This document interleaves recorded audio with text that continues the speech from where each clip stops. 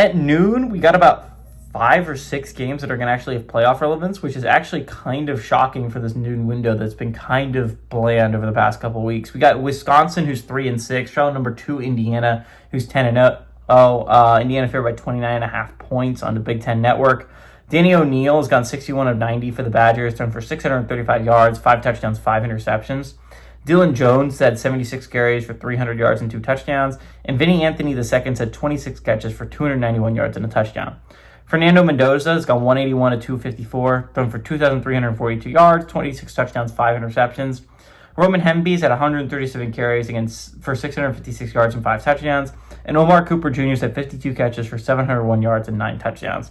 Wisconsin's 41-20 against Indiana all time. Last 2 games have gone to Indiana, though, in 2020 and 2023.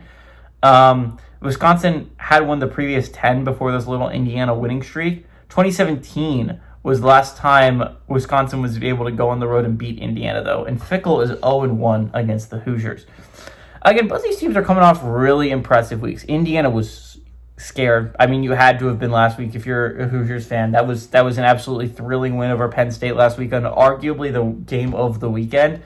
And you're putting yourself in an excellent position here. Indiana, with a win here, locks them to the college football playoffs. I mean, there's just no universe they don't. Last year, I would have had them out as a one-loss squad, even though they were 11-1. But last year, they didn't have a quality win like Oregon that I think is just going to age extremely well if you're the Hoosiers. It just keeps getting better. They also have a pretty solid road win over Iowa that I think will age to be pretty solid as well. I don't know how well. I think it could be like an 8-4 type win on the road, but still it's going to be an impressive win on the resume if you're the Hoosiers.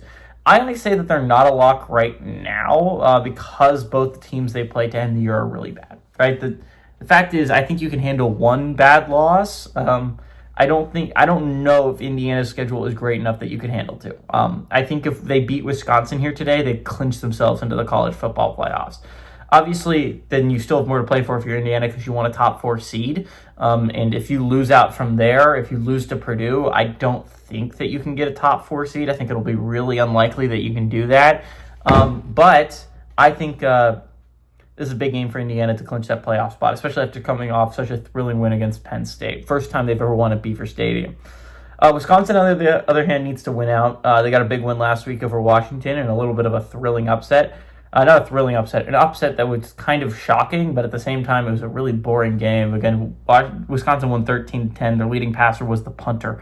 So, again, this isn't a great Wisconsin team. I think they actually come back down to earth this week against Indiana. Wisconsin's not a good football team. Let me just say that right now. They're really bad. So I like the Hoosiers to get a big win here. There could have been a letdown, but Wisconsin's just not good enough for me to imagine that they can beat Indiana. Give me the Hoosiers to win, and honestly, I like them to cover even that large spread.